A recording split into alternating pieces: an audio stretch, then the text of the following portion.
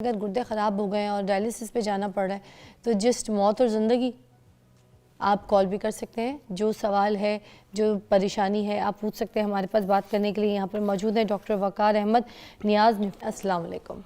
जी वालेकुम अस्सलाम व रहमतुल्लाहि व बरकातुहू। कैसी तबीयत है सर? जी अल्लाह का बड़ा एहसान है, शुक्र अल्हम्दुलिल्लाह। मैं बेसिकली हर्बलिस्ट हूँ। अच्छा और मैं कोई हर्ब्स के ज़रिए हम इलाज करते हैं। अच्छा हम कोशिश करते हैं कि पेशेंट को डायलिसिस से डिले किया जाए, अच्छा जितने साल भी वो निकाल जाए बगैर डायलिसिस के। अच्छा, ये तब की बात है जब डायलिसिस कह दिया है, हाँ कह दिया है, रेकमेंड कर दिया है, उसके बाद आप लोग रोकते हैं? रोकते हैं। यानी कि कहने से मुराद है कि क्रिएटिनिन 2 पे चला गया, 3 पे चला गया, 4 पे चला गया, 10 पे जब चला जाता है, 8, 9 पे, 10 पे, तो डायलिसिस करवाने पड़ते हैं। अच्छा, हम भी करवाते हैं। हमने डायलिसिस सेंटर भी बनाए हुए हैं पूरे पाकिस्तान में, ठीक है, और फ्री चला रहे हैं। अच्छा, एक खिदमत ये कर रहे हैं हम। दूसरी खिदमत ये कर रहे हैं कि हम डायलिसिस पे कोशिश करते हैं कि 5 साल, 10 साल, 15 साल, 20 साल, जितनी देर हो सके पेशेंट को स्टे करवाया जाए, और ताकि वो उस परेशानी में अभी ना जाए।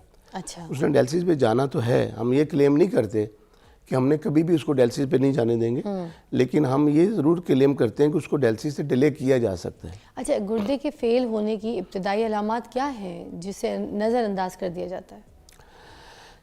देखिए, हमारे जहन में 2-3 ही अलामतें हैं जो हमें पता है कि गुर्दे जब ख़राब होते हैं तो आंखों के नीचे स्वेलिंग आ जाना या पाँव पर स्वेलिंग आ जाना, ये एक अलामत है। एक अलामत है। 10 अलामतें हैं।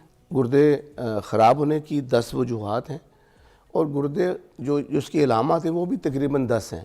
अच्छा, अगर हम वजूहात पे बात कर लें तो वजूहात में सबसे पहले है शुगर का हाई रहना। दूसरी वजह है ब्लड प्रेशर का हाई रहना। तीसरी वजह है यूरिन के अंदर प्रोटीन का आना ज़्यादा, झाग का आना ज़्यादा, जो अक्सर हम चेक नहीं करवाते, पता नहीं कराते कि हमारे यूरिन में कितना प्रोटीन खारिज हो रही है, कितनी एल्ब्यूमिन खारिज हो रही है। ये आम बंदे को करानी चाहिए? करानी चाहिए, ये मुझे भी कराना चाहिए। कोई दर्द है, कुछ है नहीं है। मैं बाहर रहा हूँ, यूके में, यूएसए में, बाहर के मुल्कों में, तो वहाँ पे मस्ट है कि आपने ये करवाने हैं टेस्ट। बहरहाल चौथी वजह है स्टोन्स का बार बार बनना, पानी का कम इस्तेमाल करना, पानी का साफ़ इस्तेमाल ना करना। हमारी सेल्फ मेडिसिन होती हैं, हैवी किस्म की पेन किलर्स हैं, एंटीबायोटिक हैं, गलत किस्म की ताकत की मेडिसिन है। कई वजूहात हैं।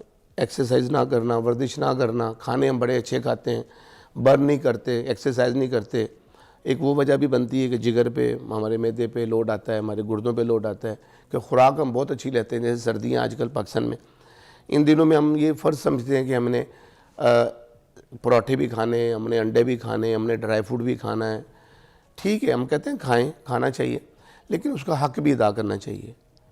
एक्सरसाइज करनी चाहिए, वर्जिश करनी चाहिए, और जो खाया है उसका कम से कम वो जो टॉक्सिन है जो निकल नहीं रहे होते हमारी बॉडी से, वो निकलने चाहिए। खैर, ये 10 वजूहात हैं। ये डायलिसिस की जो नौबत आती है, ये किस वक्त आती है? ये तब आती है जब अलामत शदीद इख्तियार कर जाएँ। जब ये तो 10 वजूहात थी, 10 अलामत में से बड़ी अजीब सी अलामतें हैं।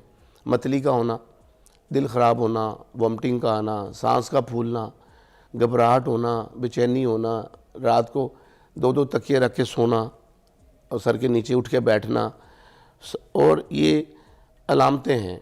उसमें एक अलामत में जैसे जिक्र कर रहा था, आँखों के नीचे स्वेलिंग भी है। वो जब प्रोटीन ज़्यादा आ रही होती है तो तब ये ऐसा होता है। पर ये अलामत बड़ी अजीब सी हैं। इसमें गुर्दों में दर्द नहीं होती। जब गुर्दे ख़त्म होते हैं तो किसी को गुर्दों में दर्द नहीं होती। सबसे ख़तरनाक बात है।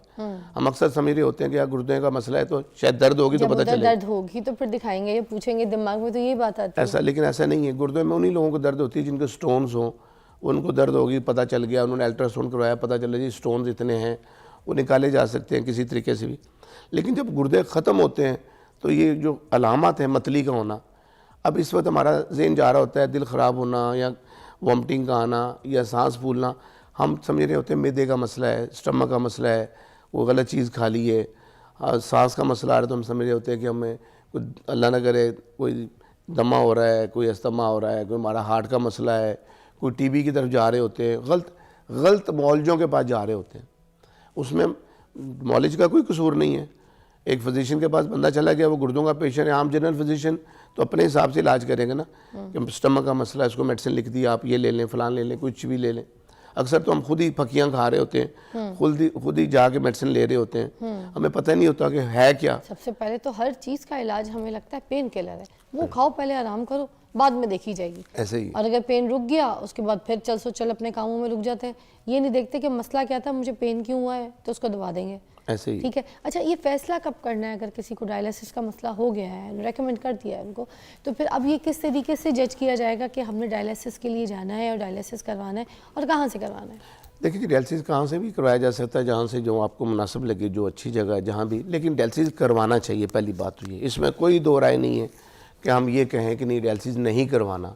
अगर सिम्टम आ गए, मतली हो गई है, दिल ख़राब हो रहा है और घर वाले परेशान हैं, मरीज़ परेशान है, ये तभी आता है जब क्रिएटिनिन 8 पे चला जाए, 9 पे चला जाए, 10 पे चला जाए, यूरिया भी 200 10 पे तो पे ज़्यादा है है ना। एक होना चाहिए। मेरे ब्लड के अंदर क्रिएटिनिन का जो लेवल है 0.5 से लेके 1.3 तक है, आपका भी यही होगा।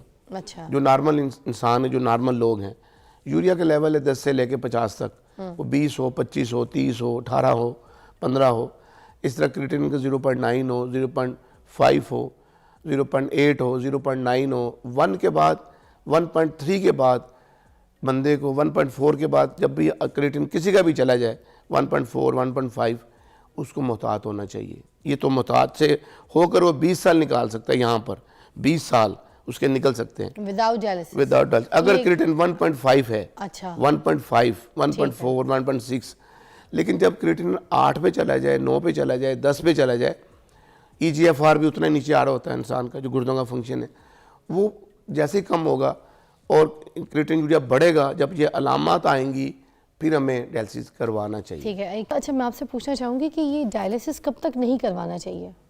अगर रेकमेंड कर दिया है तो कब तक कंट्रोल कर सकते हैं, कब तक रोक सकते हैं? देखिए, क्रिएटिनिन का लेवल अगर 2 पे है, 3 पे है, 4 पे है और पेशेंट सर्वाइव कर रहा है तो कई साल उसके निकल सकते हैं।